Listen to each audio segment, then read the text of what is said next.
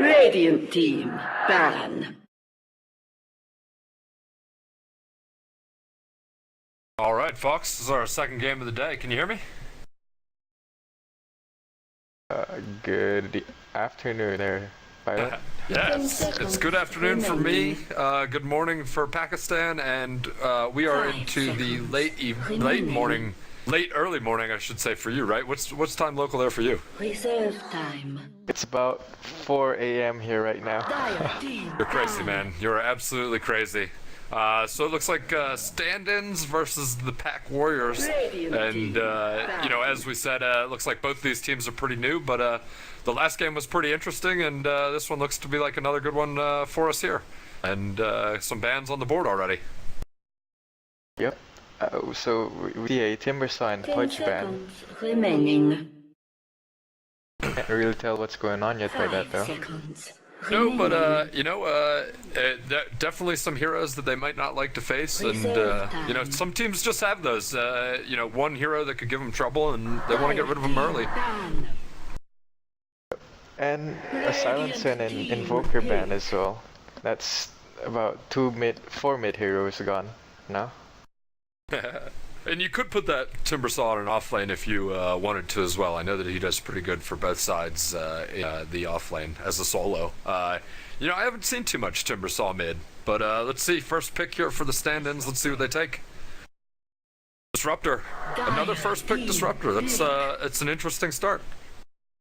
Yep, same. He's thing that happened previously as well. Disruptor first. Absolutely. Yeah, I mean, you were just saying? Great team fight hero. Can't go wrong with that choice first. I mean, he gives you an option to chase. He gives you an option to shut people down. And actually has a pretty good dot early game. So Disruptor is always a great choice for a team, and you can definitely build around him. Remaining. 5 seconds remaining. Reserve time. Looks like they're in their reserve time for the pick now. I was hoping we were going to see something, but maybe they got a little caught off guard by a first pick Disruptor, and Sand King is the pick. Team pick. An Another one AoE by Disruptor and AoE by Sand King. Who do you think is going for a more AoE strategy? Or do you see Sand King maybe as a support like we saw earlier today? Yeah, probably. Stand-ins have already Yeah, banned. 10 seconds remaining. In most of the games that I've played, I see Sand King as a support, but he can definitely be played as a carry. Don't you agree? I mean, they could definitely choose to play around that hero. He's got some potential. Yeah, he has a very good pushing ability as well. Like Sandstorm and Caustic Finale. It could really push off his lane. He could be an off-lane hero as well, and push off that lane pretty easily because of these skills. He does have the good escape mechanism with the Burrow Strike. It looks like your pushing idea may be spot on, the Shadow Shaman pick, and right away quickly the stand-ins counter with a Centaur War Runner. Some more bans here. It's interesting. Stand-ins banned Rubik, and it looks as though PAK may have already picked their support heroes. It's kind of an interesting ban at this point, don't you think? Yep. Stand-ins would probably want to go for Nukers, I guess, or probably another Doom. That's why they don't want the Rubik in PAK Warriors. Oh, absolutely. Rubik stealing Doom would be a fun game for Rubik, I can imagine. Doom on Doom. 5 seconds remaining. You know, I have never seen that, but there's a first for everything. Let's see it. Let's hope they pick a Doom in here. Yep. Ban on the Mirana. They don't want Pudge, they don't want Mirana. And they don't want to Invoker as well. Yeah. They seem to be getting rid of a lot of core heroes for players. And a Faceless Void ban.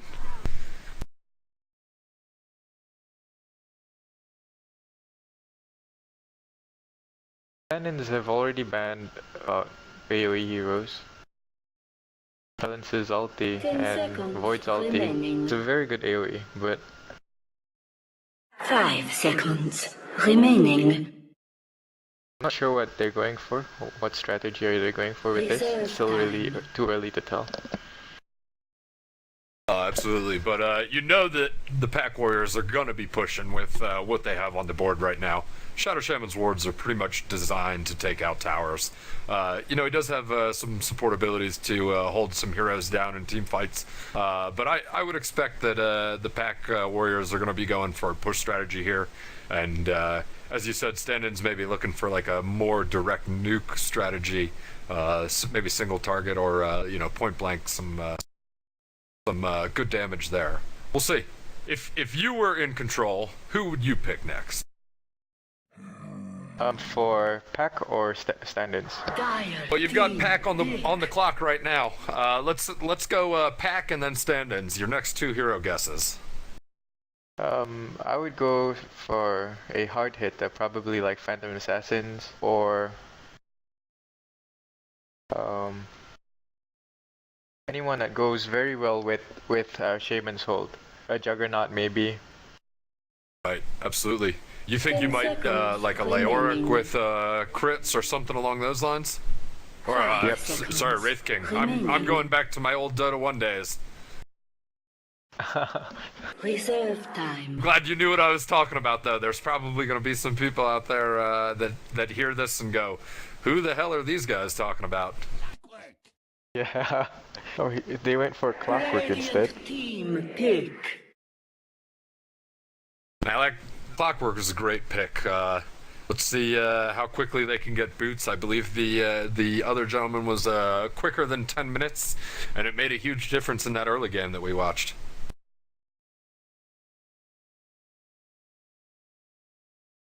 Lion. There's the second support, I would say, for stand-ins. Definitely nuke ability, like we said. Gives them some good disable. Very similar to Shadow Shaman in as far as those roles go. Be interesting to see how this plays out. Templar Assassin goes for PAK Warriors. Oh, absolutely, and you know, that goes along with what you said earlier about the Shadow Shaman being able to hold somebody in place. TA is definitely going to rip some of these characters up, especially if they can get a hold on a Disruptor or this Lion that they just picked. Definitely some very squishy heroes. And refraction for Templar Assassins. That is pretty good to counter against 10 Lion's seconds ultimate. remaining. Finger of Death. Yeah. It takes like half the damage off. Remaining. Huskar. Dire team ban. Another here right here. Yeah, Huskar. absolutely. Now, Huskar's got some magic immunity here. What do you think that's going to do as far as like Sand King ultis go? That's a pretty good innate defense. TA does magic damage. Actually, she does pure damage. I forgot about that. But most everybody else is doing magical damage, so I believe Huskar's a pretty good pick. Tankiness definitely gives them some beef, and Centaur Warrunner, they're going to have a good opportunity to get a Huskar leap in, maybe early game. We'll definitely be interested to see some team fights out of both of these two now, given their lineups. Remaining. Yep, that's 5 true. seconds remaining. Who do you think the last pick will be? Reserve Oh man, time. you always get me predictions with from your that. side? Let's see, there's a ban OWD. I think it's probably going to be Templar Assassin up against the Huskar in the middle. That would be my guess. You know, I think that they still need a safe lane carry for stand-ins, and probably the same thing for PAK Warriors. So I'm going to say that Phantom Assassin still sounds like a good choice for PAK Warriors. Let's see what they go with here.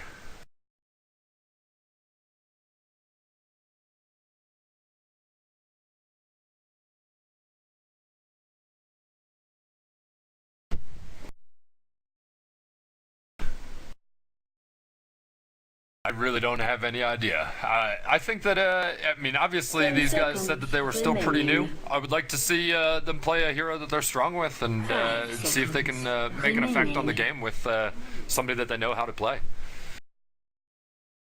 Reserve 30 time. seconds left on the reserve time, and still not picking yet. It's a tough choice for them.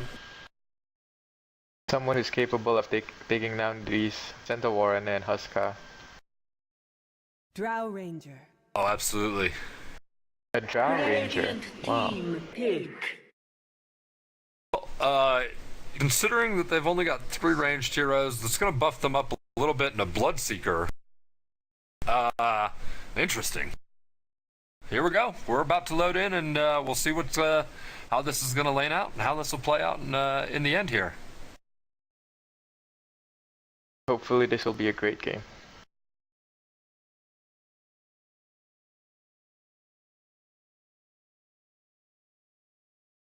Just waiting for the players to pick their heroes here, and then we'll go through their lineups.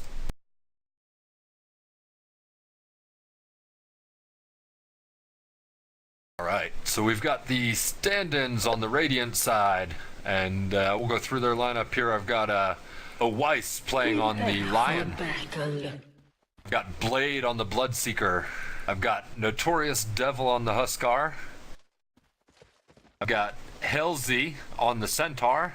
And we've got Rats filling in that last role with the Disruptor. And let's see how they're going to lane this. It looks like Bloodseeker's running up to the top here, and they're just getting started.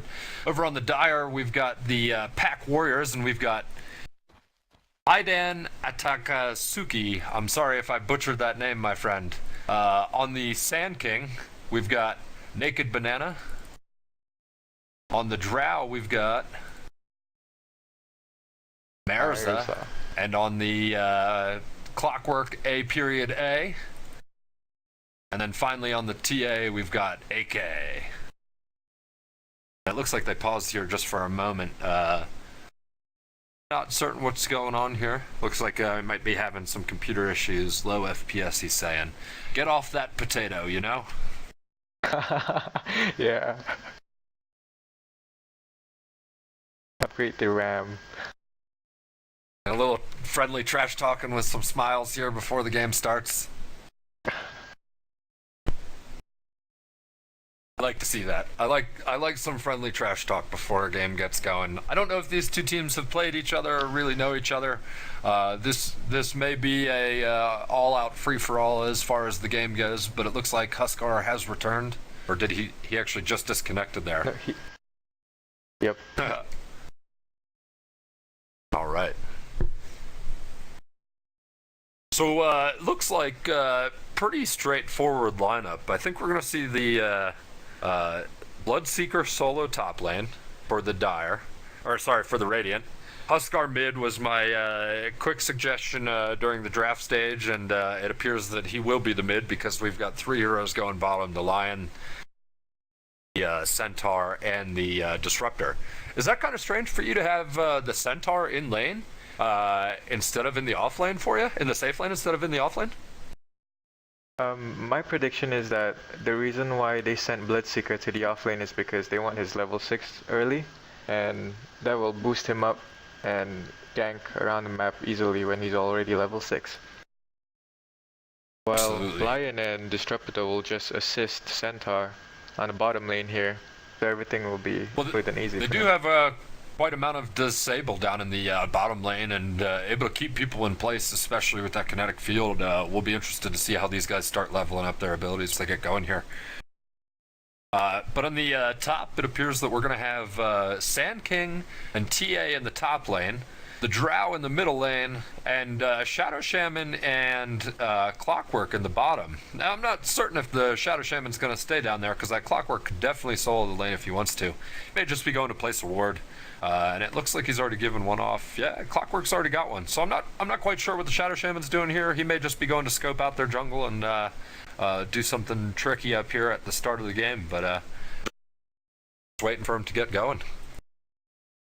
If there won't be any trialing top for the Dire, then Bloodseeker will probably farm up much more easily than expected. Oh, absolutely. With the last hit heal ability from Bloodseeker is pretty tough to deal with, especially in a solo lane, especially if we can focus on getting those last hits. So be interesting to see. But they do have some disable up there, and that's one thing that can definitely counter Bloodseeker is a stun or a hold or a shackle, just like we saw them pick. So interesting to see what happens. No one has upgraded their abilities yet so far, except for Drow on the dire side,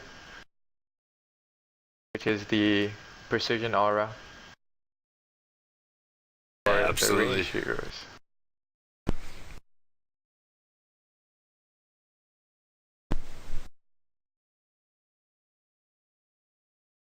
And still just some technical difficulties on one of the players here. He's still even standing in base. He hasn't even moved, hasn't bought anything. So I'm hoping that this guy comes back and we can get a good game out of this. Still waiting for him. 7 minutes left of pause time for stand-ins here. Lion upped an earth spike for the first skill. Looking for some stuns. That's pretty standard, I would say, as far as the line start goes. And it looks like Huskar has reconnected to the game. Maybe we'll get going here.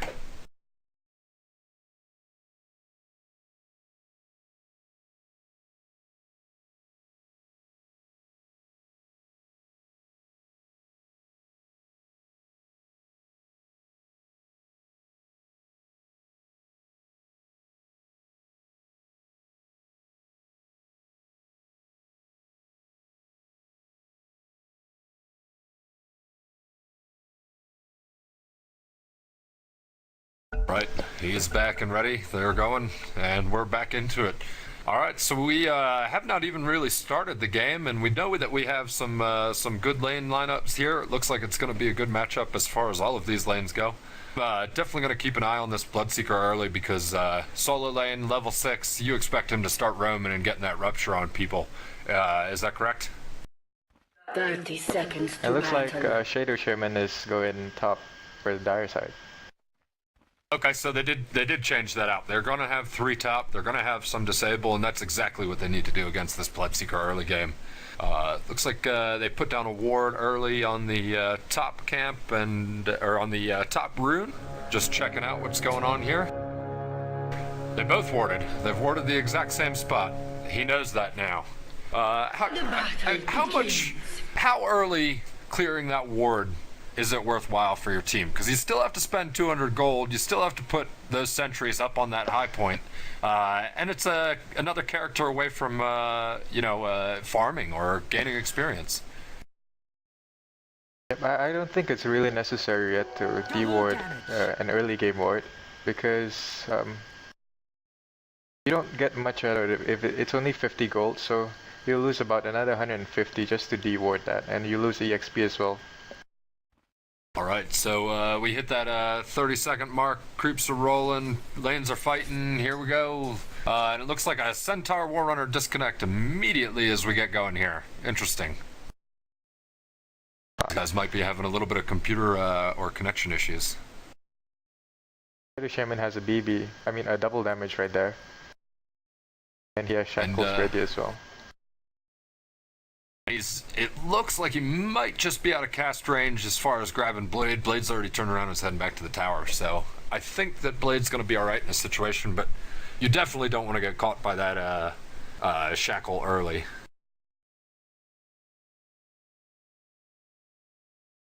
And I'm wondering if he realized that there was going to be a double damage rune, would he have gone Hex so that he could get some hits in? Because it's kind of wasted at the moment. If he shackles and holds, he's not going to hit anything. Yeah, because Naked Banana and AK are too far behind, and his shackle is only about 2.75 seconds. Yeah. Blade would probably just run away once the shackle's done. So it looks like we do have a ward that was set up in the Radiant Jungle to watch that bottom rune for Dire. And just kind of see what they're doing in the woods, and you can definitely see that Clockwork knows exactly what that line's up to, and definitely knows exactly what that disruptor is. And he's had plenty of time to think about it.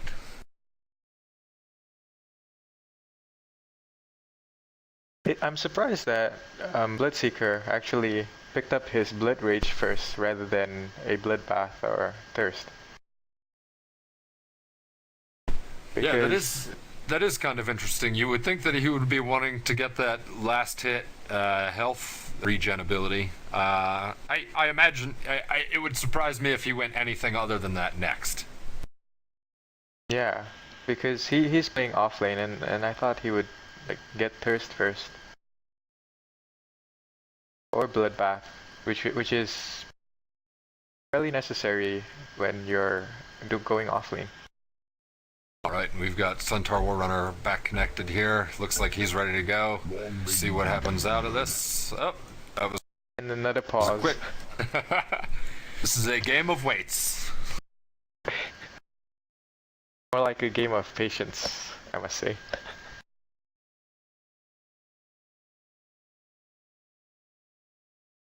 Well, at least they're being friendly so far. You could never expect this out of a pub match, unfortunately. You got something real life happens going on, and nobody wants to be a team player or a good sport. They just want to play the game. It's nice to see people waiting. Yep. It's very rare to see that on pub matches. Everybody wants to rush their game. All right. And it's a go. Maybe we are ready to go here finally. Looks like we're gonna get going again. Double damage still on the Shadow Shaman top. He's getting a couple harassing hits in, but doesn't look like he's gonna do too much all in the end with that double damage here. So this tri-lane, you think that they're going to be able to zone out this Bloodseeker? I mean, he is a very tough hero to deal with on his own beginning.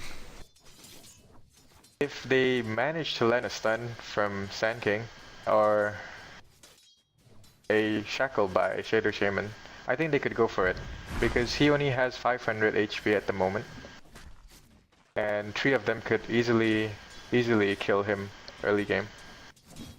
And it looks like Huskar's getting his burning spears and has been doing a little bit of harassing on Merza in middle here. Notorious Devil is just zoning him out slightly, keeping him off that creep, keeping him off the experience. But they're trading hits, and it should be an interesting middle. They've both got a little bit of their life missing here.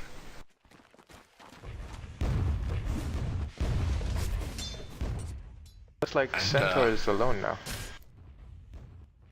Yeah, it does appear that they have rotated the supports from the safe lane for stand-ins to the top lane here. Let's see what how that plays out for them. Looks like they just kind of wandered up the middle here and just picked up what they could along the way.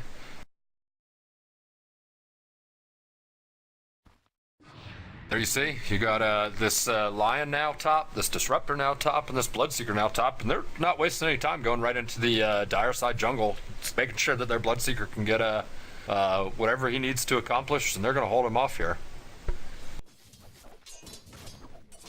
And nothing too exciting at the moment. I believe that we already had like 3 kills in the other game at this point.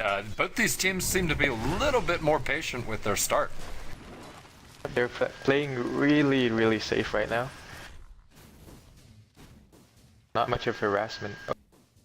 Looks like something's happening down on the bottom lane. Well, yeah, Clockwork taking just a little bit of damage. Centaur's trying to get close. He already has Double Edge and Hoof Stomp. Oh yeah, he's definitely trying to zone him out, hitting him every time that he comes up. All right, we got Huskar here in the middle.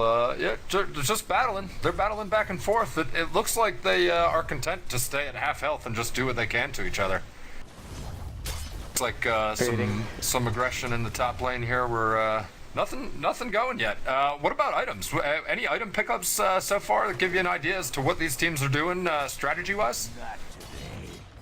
Not much at the moment because most of them still have boots. And that's pretty much of their item, except for Huskar. Huskar's probably going for an early earn. He has the Gauntlet of Strength right there, so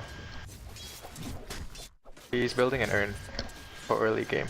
All right, well let's take a look at the last hits here comparatively for the teams. Looks like we've got Centaur on the top of the board with 17, and PAK Warriors just seem to be getting beat in almost all lanes by the carries of the Radiant stand-ins. 12, 16, and 17 for the main carries, and then you're seeing 4, 6, and 8 for the dire carries. Should be interesting start. You can't give up that early gold. You can't get zoned out like that, otherwise it's going to be a snowball for the rest of the game. That's true. So, the last hits here are being led on by the Radiant side right now. Take a look at the levels here. We're almost going to have some level 6s in the solo lanes, and like you said, things are going to get interesting when that happens. And it's interesting. Now they're going to that Centaur bottom, so they're going to have an early charge ability. Do you think that they might use that on somebody? And who do you think they might go on? Probably Shadow Shaman. He was about to die just now. Look, bottom here. We've got AA on Helzy. Oh, first blood goes to Helzy of the Radiant. AA was very close, had him cogged actually under the tower, but just the Thorns Aura was able to turn him away. Look at how much health he got away with. I think he was lower than that, but he's at 20 running back to his base at the moment. That double edge was really, really good. It was so close to killing them both. Absolutely, he definitely could have killed himself on that. It was a very close setup. Oh, and Clockwork thinking good, sent the rocket down to the creep camp there, but just missed him wide. Yep. It was a good play by Centaur at the bottom lane as well. That was a really, really good. Yeah, absolutely. I can't believe that he got cogged under the tower at level 6 and did not go down. But that just shows you the strength of Centaur. Actually, that return. So Drow has now stepped out of the mid lane, just given that farm to Huskar in the mid lane here, and he's actually up in their jungle hitting some of these creeps. So getting some money, but maybe missing out on some experience at the moment.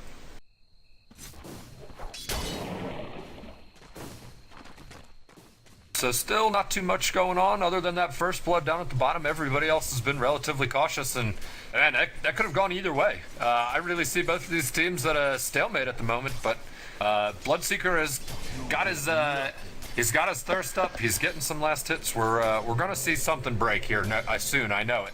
Where do you think the next break's gonna come from? Who do you see making the first aggressive move? I am guessing the top lane for Radiant side. Once Centaur gives the ulti to everyone. Oh, look, an initiation right there, but nothing happened. They had a Clockwork rotation top. Looked like a good initiation. He missed his hook, unfortunately, but it's all right. It looks like everybody's going to survive this. And actually, Drow goes down in the middle. I didn't see what happened there. Could you see what happened there? No, I missed it as well. I was looking at top, and I thought it was going to be an initiation, but Huskar just took Drow out. This Huskar is now level 8, and I'm certain you can remember the days of the Huskar patch where he was just absolutely beefy hero, very tough to play against, and does he still seem that way? Do you think he's really gotten affected by patches recently? He's still the same. Pretty much still strong as usual. His life break just is his life regen.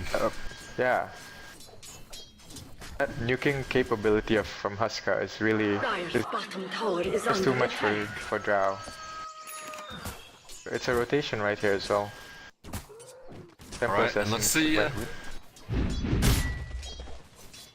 Well, that Clockwork went back to bottom, so we're kind of back to our original lanes here that we started with. We've got that Centaur bottom against the Clockwork, and this seems to be a pretty good matchup for these two guys. 3-on-3 on the top, and they're going to let this TA go now to the mid, so hopefully TA can do some work against this Huskar, who's leading the game, I believe, in levels now. Yep, he is level 9.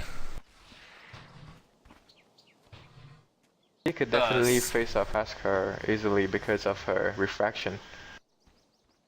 Huskar doesn't do much damage because of TA's refraction, and she has two damages and 1 stack left from absorbing hits. And it looks like this Bloodseeker just continues to farm in the top lane. Again, we take a look at the last hits and denies. Huskar has 45 last hits. Comparatively, the Drow only had 16 in the middle lane. What do you think that's going to do for PAK Warrior strategy here as they go forward? They are really underfarmed. Hopefully something will happen around mid lane or top lane. Because if Drow isn't doing anything much and she doesn't get her item, she couldn't help this team.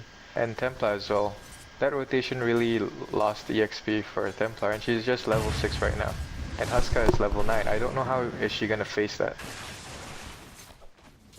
Yeah, and looks like StAnd's blade on the Bloodseeker here is about to be level 6. We expect to see a rupture up pretty much as soon as he has it here. That's what I'm gonna keep my eye on at the moment.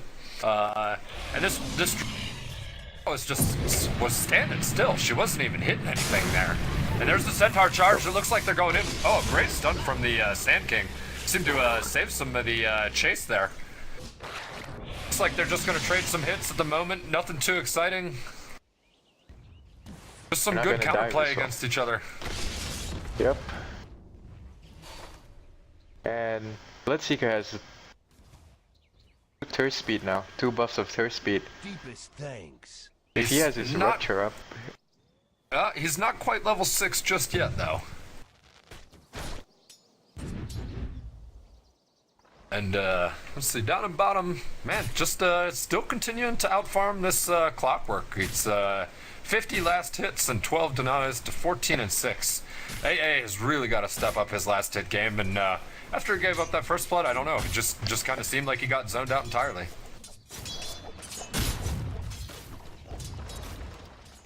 Just getting some harassing hits down here, it seems.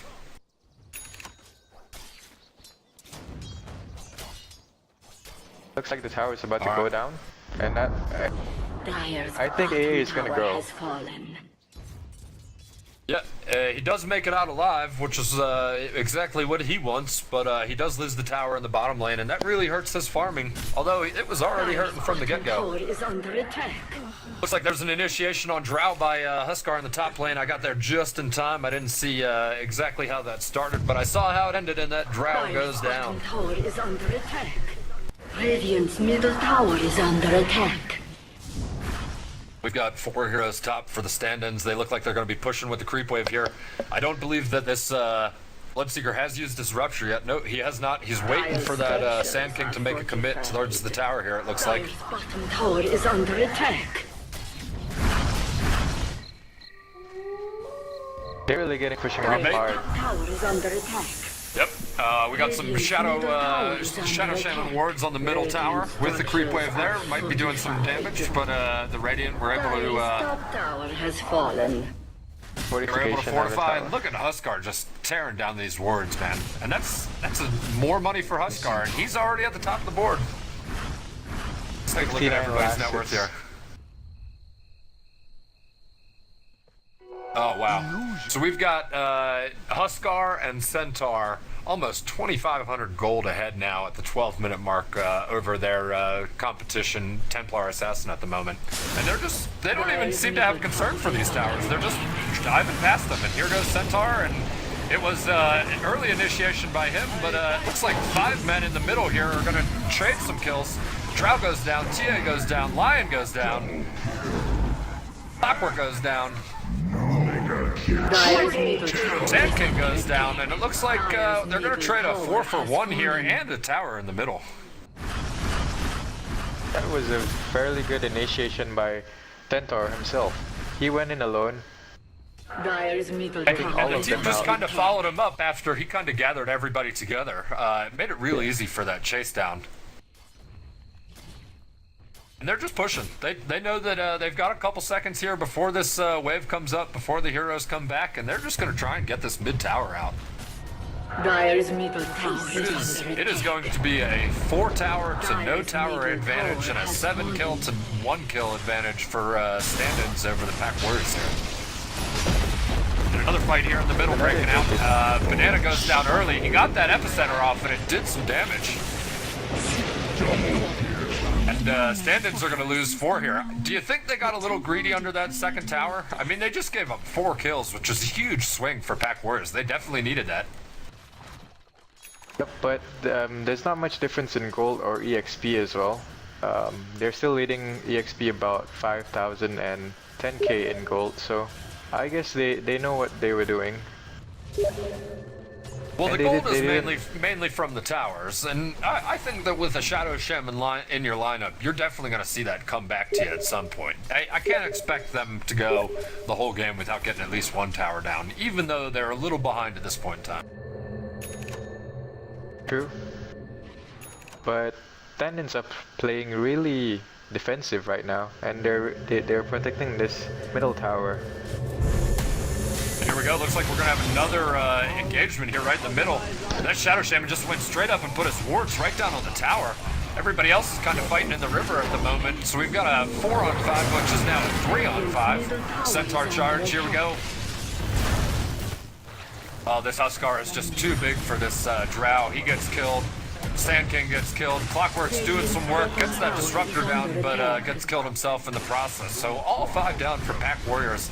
All 4 middle heroes for stand-ins, just doing their work. Gonna push up here, maybe push up to the high ground. It definitely looks like they want to try for it. They're probably gonna push again, but oh, they're rerouting right here right now. And so we're 15 minutes in. Let's take a look at some of the items. We've got a hood and a blink dagger already on this Centaur, which is massive for his start of his game. It makes him a very much difficult hero to keep control of and defend from. His initiate is amazing. Bloodseeker's picked up Blade Mail in the time, and Lion just got his mechanism now. So we're looking at a pretty good team build, and they seem to be fighting and staying together pretty well as a team. What do you think PAK has to do here? They've got some towers. They can defend under their towers. They're doing all right. They're getting kills. What do they need to do to turn it around here? Probably if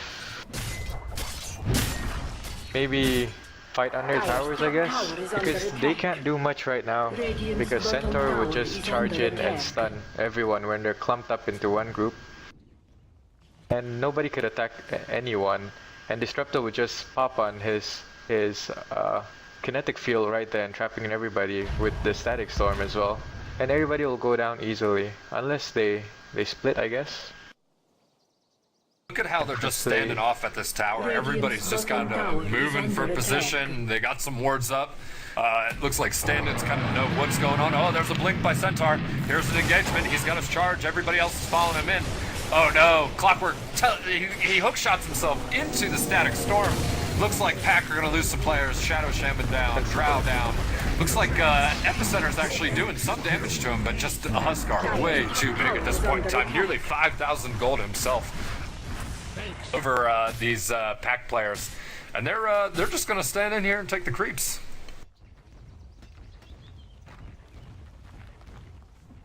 And another tower is going to go down probably.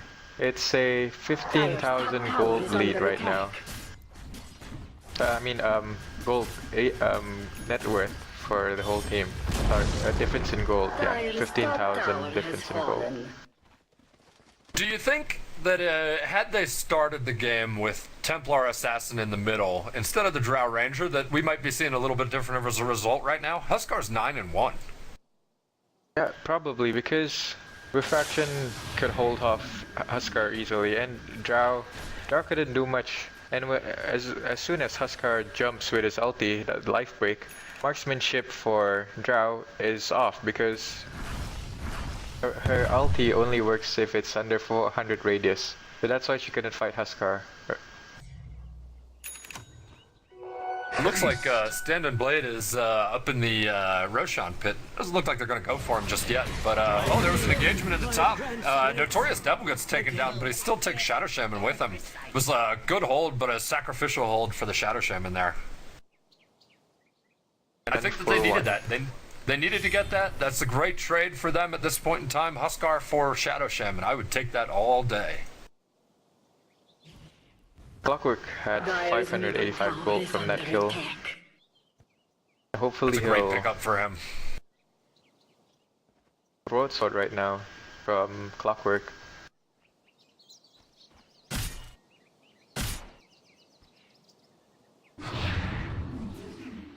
It looks like we're going to get a rotation from the stand-ins down in the bottom lane here. Let's see what they're doing. Looks like they're going to be pushing, get that final tier 2 tower.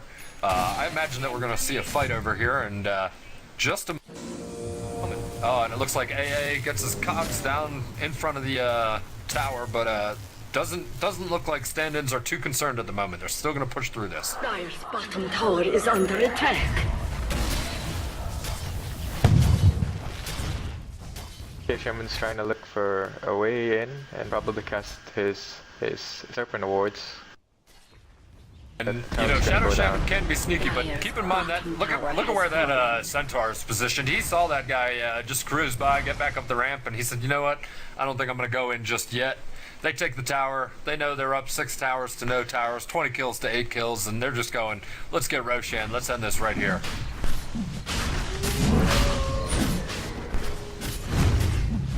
It looks like this is going to be another looks early like, GG as well. Yeah, you know, PAK knows that they're there. PAK knows that they're taking Roshan and they're coming.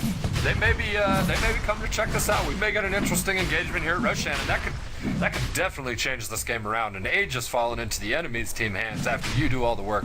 Definitely don't want that to happen. I want to give the Aegis to another group, but no initiation here. Right here, they're backing off. And probably Roshan is going to go down.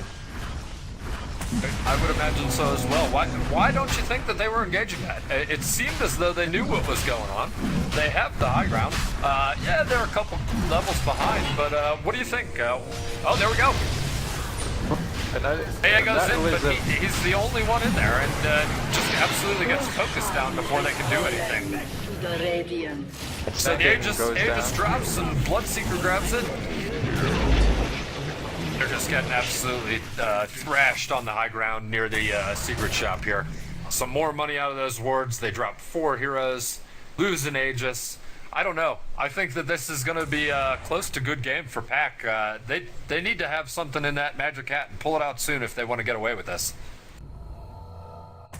That was a very, very interesting initiation by Clockwork right there. No, his team wasn't behind him at all. Middle tower is under attack.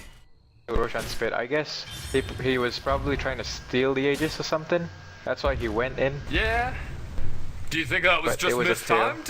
You know, I've seen that happen before. I know that Clockwork definitely has the ability to be an Aegis thief, and do you think that's what he was going for? Because his team was definitely not with him. But can you get in and get out?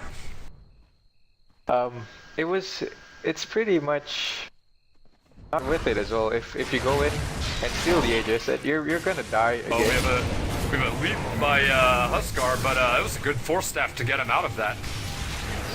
Clockwork does go down in the melee though, and oh, here goes Huskar just tearing them up. He's critting big, he's healing, he's flying. And it looks like we may have another couple deaths here on the Dire side as a 5-man wipe. All 5 heroes dead from the PAK Warriors, and stand-ins are just gonna go to town on their first. And there's a good game call before they even take the first space tower. Good game all around. That was a very, very fast-paced game, and Huskar was snowballing like crazy. No one could have stopped him.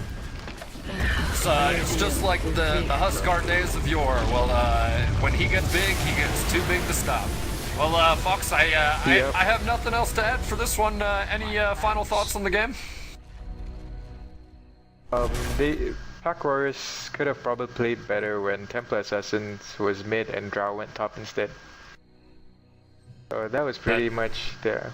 And then that rotation from the bottom, where 0-7 Drow Ranger, 11-2 Huskar. I believe that's your tale of the tape, man. Good one. We'll talk to you soon, Fawkes. Have a good night. Alright, good night.